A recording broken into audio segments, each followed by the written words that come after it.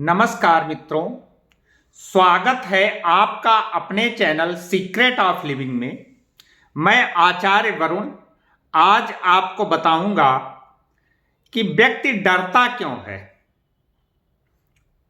कुछ लोगों को किसी अनहोनी का डर रहता है, कुछ लोग घर से बाहर निकलने में डरते हैं, कुछ लोग भूत प्रेतों से डरते हैं, कुछ व्यक्ति तांत्रिक क्रियाओं से डरते हैं और कुछ लोगों को एक अनजाना सा डर बना रहता है। कुछ लोगों को मृत्यु का हमेशा डर बना रहता है। तो डर किस ग्रह के कारण होता है? डर मानसिक अवसाद, मानसिक विकार, टेंशन, डिप्रेशन, ये सब चंद्र ग्रह की देन है। यदि आपकी जन्म कुंडली में चंद्रमा किसी भी तरह से कमजोर या खराब फल देता है तो आपको डर लगता है। जब भी जन्म कुंडली में चंद्रमा का फल नीच या खराब आता है तो व्यक्ति को तरह तरह के मानसिक विकार, अनहोनी की आशंका, डर, टेंशन, डिप्रेशन, ये सारी चिंताएं बनी रहती हैं।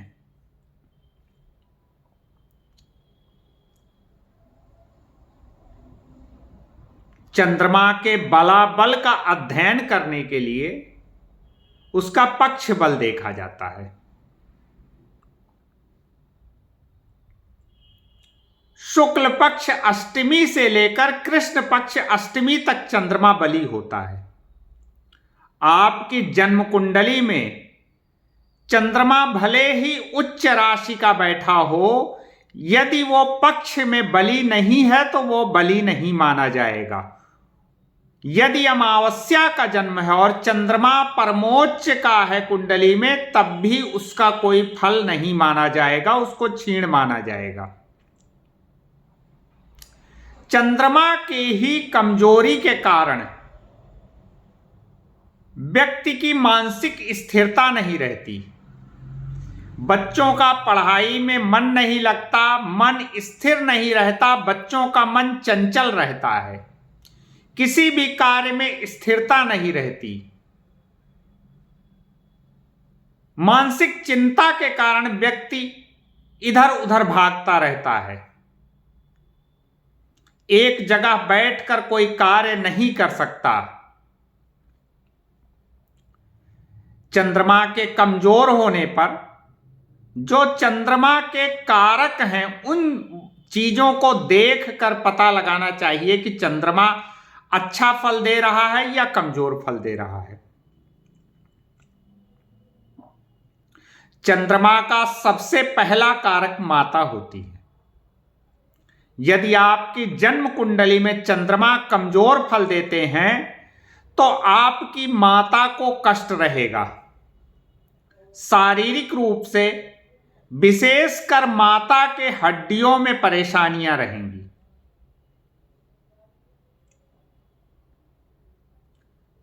माता से वैचारिक मतभेद रहेगा, माता का सुख नहीं प्राप्त होगा।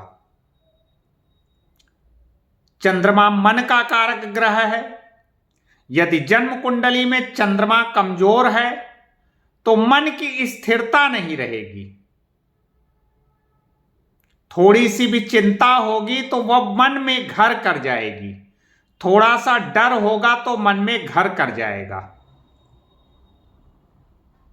व्यक्ति की इच्छा शक्ति कमजोर हो जाएगी। कोई भी व्यक्ति कार्य करने के लिए अपने आप को सक्षम मानेगा, लेकिन चंद्रमा की कमजोरी पर के कारण वो आगे कदम नहीं बढ़ा पाएगा। चंद्रमा का तीसरा कारक प्रतिदिन की आय है। यदि चंद्रमा आपकी जन्म कुंडली में कमजोर रहेगा और आप कोई कार्य ऐसा करेंगे जिससे आपको प्रतिदिन की आमदनी होगी, तो चंद्रमा उस कार्य में बाधक रहेगा।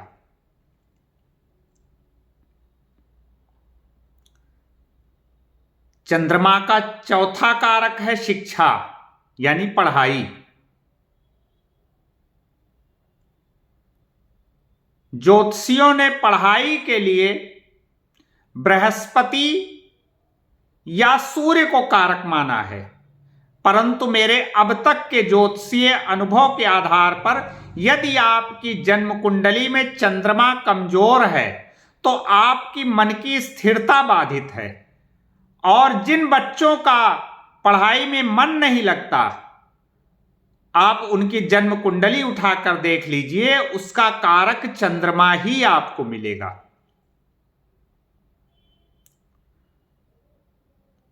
अब मैं सभी ग्रहों के साथ चंद्रमा के फल का वर्णन करना चाहूंगा। चंद्र और सूर्य एक साथ बैठे होंगे तो उस व्यक्ति का अमावस्या या उसके आसपास का जन्म होगा। अमावस्या के दिन चंद्रमा बिल्कुल नहीं होता, क्षीण होता है, तो उस व्यक्ति को चंद्रमा, क्षीण चंद्रमा का फल मिलेगा। चंद्रमा के सारे कारक, किसी भी कारक से उसको सफलता नहीं मिलेगी। जीवन संघर्षरत बना रहेगा, मानसिक अवसाद, चिंता, डिप्रेशन, टेंशन से परेशान रहेंगे। चंद्रमा और मंगल के साथ योग, जिसे ज्योतिषीय भाषा में लक्ष्मी योग कहते हैं, यह सबसे अच्छा योग माना जाता है। चंद्रमा कितना भी क्षीण और कमजोर हो या खराब भाव में बैठा हो, यदि मंगल के साथ बैठता है तो मंगल चंद्रमा को बैलेंस कर देता है और चंद्रमा मंगल को बैलेंस कर देता है। इन दोनों का साथ लक्ष्मी योग माना जाता है। जो जन्म कुंडली में यदि अच्छे भाव में रहता है तो व्यक्ति को धन की कभी कोई कमी नहीं रहती। खराब भाव में भी रहता है तो चंद्रमा का फल उतना खराब नहीं मिलता। चंद्र बुध का योग, चंद्रमा और बुध परस्पर शत्रु ग्रह हैं, इसलिए चंद्र और बुध का योग खराब माना जाता है। चंद्र और बुध के योग से विशेषकर हृदय रोग की परेशानी आती है। व्यक्ति की हार्ट बीट बढ़ जाती है, क्योंकि बुध हमारे शरीर के नसों का कारक है और चंद्रमा जब खराब होता है तो बुध की नसों और नाड़ियों में परेशानियां क्रिएट कर देता है, विशेषकर हृदय रोग की संभावना बढ़ा देता है। चंद्र गुरु का योग, जिसे ज्योतिषीय भाषा में गज केसरी योग कहा जाता है, यह भी एक अच्छा योग है।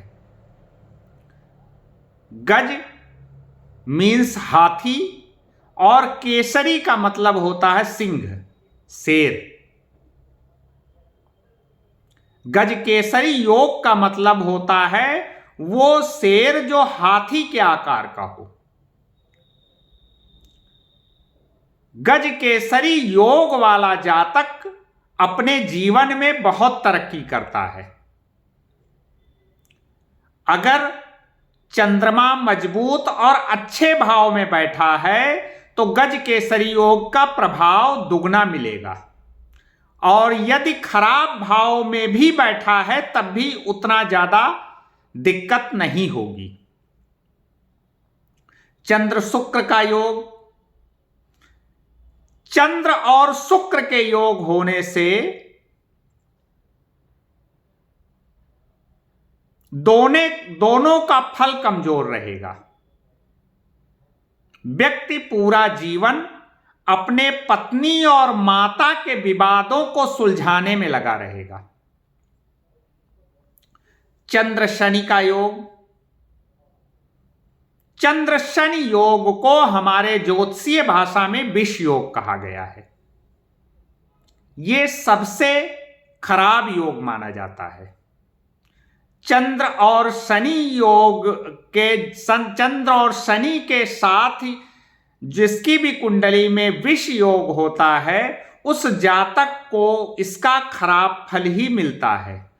उसका मस्तिष्क कभी स्थिर नहीं रहता, माता के सुख में बाधा आती है एवं माता को स्वास्थ्य संबंधी दिक्कत लगी रहती है, शिक्षा में रुकावट आती है और प्रतिदिन आय में संकट खड़ा होता है।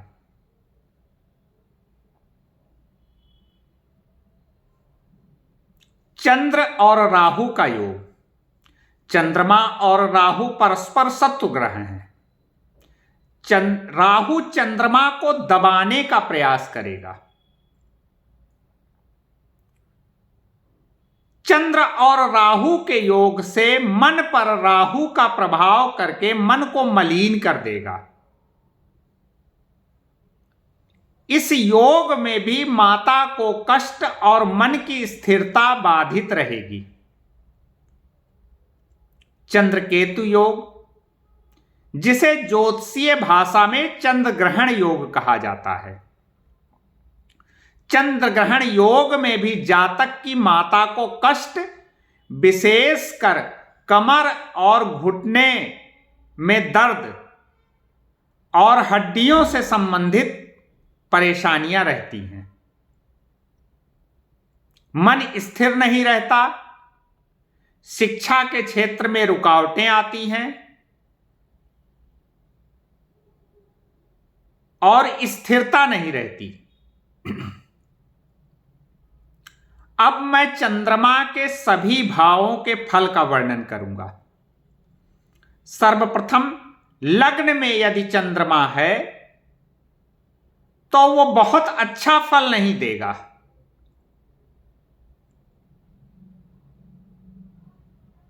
लग्न में यदि चंद्रमा है तो व्यक्ति को कांच के बर्तन में पानी और दूध वर्जित कर देना चाहिए।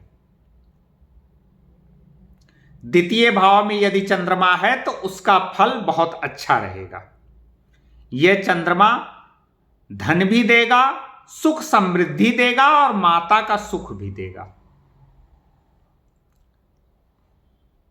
तृतीय भाव में चंद्रमा साधारण रहेगा। चतुर्थ भाव में चंद्रमा सुख संपन्नता, माता का सुख और शिक्षा के क्षेत्र में तरक्की देगा। पंचम भाव का चंद्रमा साधारण फल देगा। षष्ठ भाव का चंद्रमा खराब फल देगा। इसमें भी मन की स्थिरता बाधित रहेगी और माता को कष्ट रहेगा। सप्तम भावस्थ चंद्रमा साधारण फल देगा।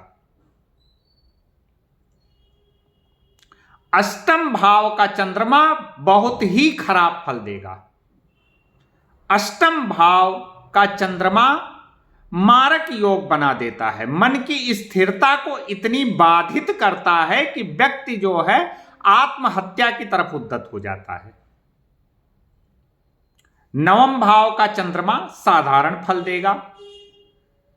दसम भाव का चंद्रमा समयानुकूल अच्छा और खराब फल देने में सक्षम होगा। एकादश भाव का चंद्रमा साधारण फल देगा। द्वादश भाव का चंद्रमा खराब फल देगा। द्वादश भाव के चंद्रमा वाले जातक की माता हमेशा उसके लिए परेशान रहेगी।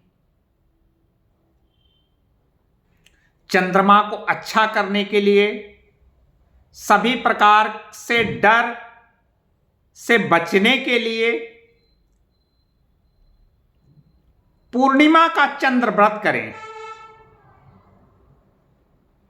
शिवार्चन करें, जलाभिषेक या दुग्धाभिषेक करें, क्योंकि भगवान शिव ने चंद्रमा को अपने मस्तक पर धारण किया हुआ है और चंद्रमा के देवता भगवान शिव हैं। तो जो व्यक्ति शिव जी की पूजा करते हैं, विशेषकर चंद्रमा की चीजों को शिव जी को अर्पण करते हैं, जलाभिषेक करते हैं, दुग्धाभिषेक करते हैं, सफेद फूल चढ़ाते हैं, चावल चढ़ाते हैं, उनको चंद्रमा की परेशानियां नहीं होती। प्रतिवर्ष शरद पूर्णिमा के दिन खीर बनाकर चंद्र की रोशनी में रख के उसका सुबह सेवन करें। चांदी के पात्र में जल या दुग्ध का सेवन करें। यदि चंद्रमा खराब फल दे रहे हैं तो रात्रि में दूध का सेवन बिल्कुल ना करें, क्योंकि रात्रि का समय शनि का होता है और दूध चंद्रमा की वस्तु है। यदि आप रात में दूध का सेवन करते हैं तो चंद्रमा शनि से मिला हुआ माना जाएगा, तो वो चंद्रमा और भी खराब फल देगा।